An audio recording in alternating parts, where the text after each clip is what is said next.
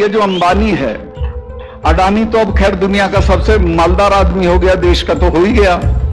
कोई पूछे भाई कैसे हो गया, हम तो नहीं हो रहे, हमारा इतने मेहनत करते हैं, बर्बाद हो रही है सब, कोई मालदार नहीं हो रहा, ये कैसे हो रहा है? कुछ तो बताएं प्रधानमंत्री, कैसे मालदार हो रहा है? अंबानी का मैं बताता हूं, उसकी बेटी की सगाई में 300 करोड़ रुपया खर्चा हुआ और एक पैसे की चैरिटी नहीं करता, एक पैसा दान नहीं करता।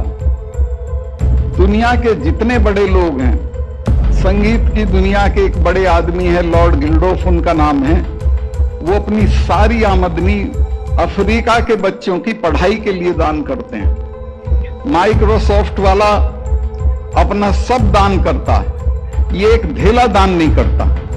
मैं तो ये कहता हूं जगह जगह इसके लिए कि ये इंसान भी नहीं है, सड़े हुए आलू की बोरी है।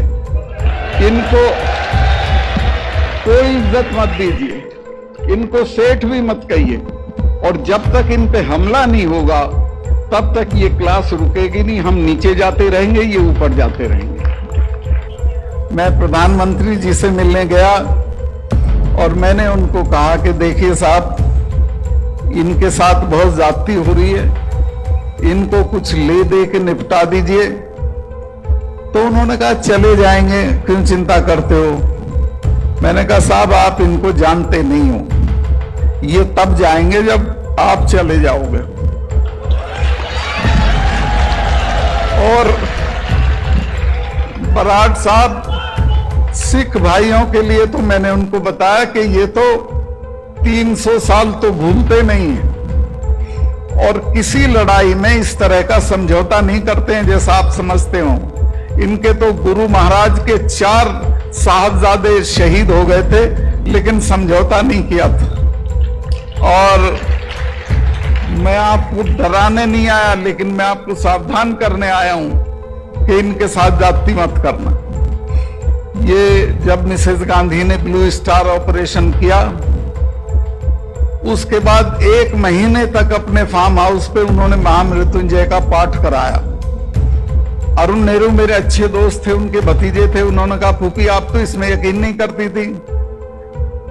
तो उन्होंने कहा कि तुम जानते नहीं हो बेटा, जिसने भी इनका स्वर्ण मंदिर छुआ है वो जिंदा नहीं बचा, ये मुझे मारेंगे। उनको ये इल्हाम था और वही हुआ। फिर जनरल वैद्य मारा गया। तो मैंने कहा साहब ये छेड़ने की चीज नहीं है, पहले इनके बारे में जानकारी कर लो, फिर आप तय करो क्या करना। और ये हमारे वाले, ये तो 6ठे महीने लाल किले पे जा चढ़ते थे, कभी आगरा में जा चढ़ते थे, कभी दरवाजे, कभी दरवाजा फाड़ लेते थे, कभी कब्र फाड़ देते थे। इनसे भी नहीं लड़ा जाता। तो इनको ले दे के निपटाओ तो आपके हक में रहेगी वो बात। खैर उस दिन वो उनकी बात समझ में नहीं आई, कुछ दिन बाद आई, देर आए दुरुस्त आए। फिर उन्होंने वही किया जो मैं कह रहा था उनसे, और माफी मांग के कहा कि मैं माफी चाहता हूं और मैं इन 4 कानूनों को वापस लेता हूं। अभी एमएसपी का मामला रुका हुआ है और मैं यहां प्रेस हो तो उसके माध्यम से चेतावनी देना चाहता हूं सरकार को कि आंदोलन खत्म नहीं हुआ, धरना खत्म हुआ है। अगर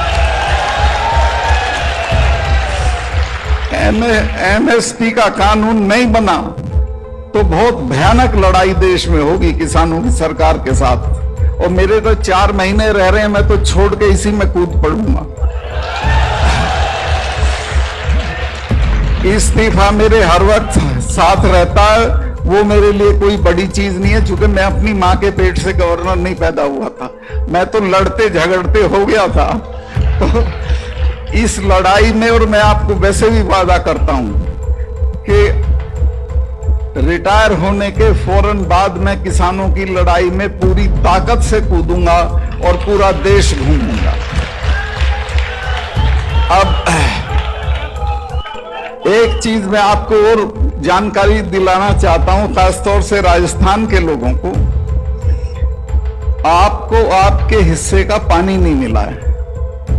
मैं जब कश्मीर में था तो मुझे गडकरी जी का फोन गया कि सतपाल भाई, अमरिंदर मेरे पास बैठे हैं और ये कह रहे हैं कि आपके और पंजाब के बीच में कोई पानी का समझौता होना है जो 40 साल से नहीं हो रहा है, और उसका नतीजा ये है कि सारा पानी पाकिस्तान को जा रहा है। तो मैंने कहा उनको, अमरिंदर जी को, कि आप कल अपने मंत्री को भेज दें। उसने कहा कल तो नहीं, परसों मेरा मिनिस्टर आ जाएगा। और 40 साल से महबूबा और फारूक अब्दुल्ला उसको लटकाए हुए थे, इसलिए कि वो पानी वहीं जाता रहे जहां जाता था। मैंने 15 मिनट में समझौता करा दिया। इस बात पे अटकाया हुआ था कि कंट्रोल किसका हो। मैंने कहा किसी का कंट्रोल नहीं होगा, जॉइंट सुपरविजन होगा।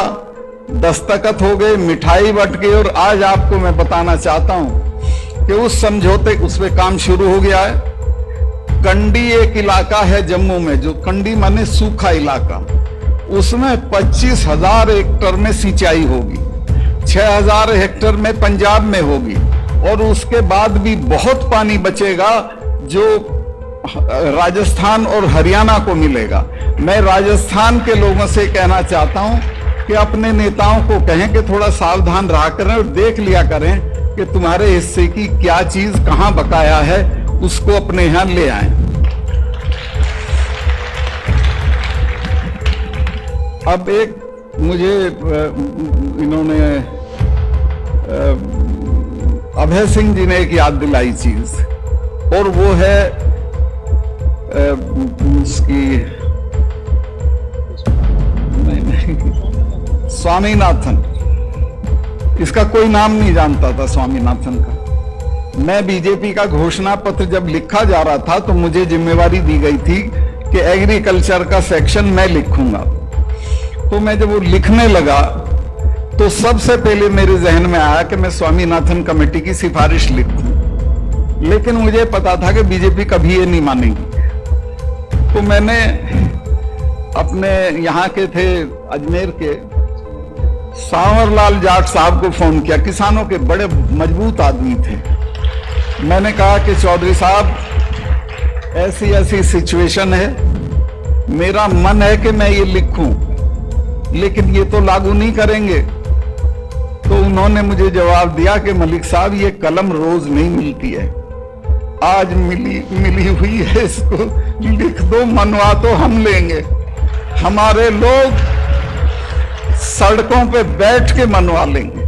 और आप हैरत करोगे, वही हुआ उसके बाद से आज तक जितने किसान आंदोलन छोटे बड़े हुए हैं, उन सब में स्वामीनाथन कमीशन की रिपोर्ट लागू करो, ये बात कही गई है, और ये किसी ना किसी दिन पक्की हो जाएगी। इसी तरह एमएसपी है, एमएसपी के बिना हमारा गुजारा नहीं है, और एमएसपी सरकार देना नहीं चाहती है। उसका कारण है सरकार के जो दोस्त हैं। मैं अभी आ रहा था 20 दिन पहले गुवाहाटी आया, मैं वहां से मेघालय से, वहां उस एयरपोर्ट पे एक लड़की बड़ी मॉडर्न मेरा स्वागत करते हुए मुझे मिली। मैं कहा आप कौन है? कि साहब मैं अडानी की तरफ से आई हूँ। मैं कहा अडानी का यहाँ क्या मतलब है? कि नहीं साहब, ये एयरपोर्ट अडानी को दे दिया गया। अब अडानी को एयरपोर्ट, उसको सारे जो है रेलवेज, शिपयार्ड, सब चीजें उसको जा रही हैं। तो ये जो चीज है इसको कहीं रोकना पड़ेगा। ये सारा देश बिकने नहीं देना चाहिए हमको। और ये एमएसपी इसीलिए लागू नहीं हो रही है क्योंकि अडानी ने 5,000 वर्ग मीटर का एक बहुत बड़ा गोदाम पानीपत में बना लिया, जिसमें वो गेहूं खरीद के रखेगा, सस्ते पे खरीदेगा, महंगे पे बेचेगा। जी जी, क्या कह रहे हैं? बढ़ दिया, हाँ। तो मैं बिल्कुल ठीक कह रहे हैं, मैं भी यही कहूंगा। जो पंजाब में किसानों ने किया कि वो उसके अंबानी के टावर गिरा दिए, इन गोदामों को फाड़ दो, इनकी कोई जरूरत नहीं है और कोई डरने की जरूरत नहीं, कुछ नहीं होगा, मैं चलूंगा जेल आपके साथ। ये देश में किसान बहुत तरह से सताया जा रहा है और जो सरकार चला रहे हैं उनके खाने और खाते में किसान का कोई नाम नहीं है। जब ये 3 कानून आए और हमारे लोग जाके बैठ गए, वो मरने लगे, 600 लोग जब मर गए तो फिर मेरे से रुका नहीं गया और मैं अपना इस्तीफा जेब में रख के मैंने सोचा कि लानत है ऐसे पद पे कि मैं उसे लिए बैठा रहूं और हमारे लोग दिल्ली की सीमाओं पे जलील होते रहें। मैं अब जो आपके काम की बात है वो बताना चाहता हूं कि देखिए, हमारे पास ना तो वो सड़ी हुई हवेलियां हैं कि जिन पे हम कर्जा लेके होटल बना लेंगे, ना हमारे पास महल हैं, ना हमारे पास रुपया है। हम तो छोटी छोटी जमीनों के मालिक हैं, उसी में ऊपर नीचे होते रहते हैं। एक ही तरीका है एम्पावर होने का, ताकत हासिल करने का और आगे बढ़ने का, और वो है तालीम का।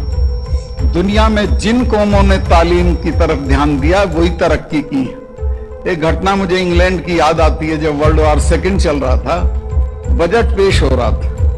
बजट में सारी मदों में कटौती की गई लेकिन एजुकेशन में कोई कटौती नहीं हुई। खड़े हो गए विपक्ष के लोग, उन्होंने कहा साहब इसमें कटौती क्यों नहीं हुई? प्रधानमंत्री ने कहा कि टूटे हुए पुल दोबारा बन जाएंगे, मकान दोबारा तामीर हो जाएंगे, कारखाने फिर बना लेंगे, लेकिन अगर एक पीढ़ी तबाह हो गई तो उसको दोबारा खड़ा नहीं किया जा सकता। तो ये जो हमारी पीढ़ी है, इसकी तालीम पे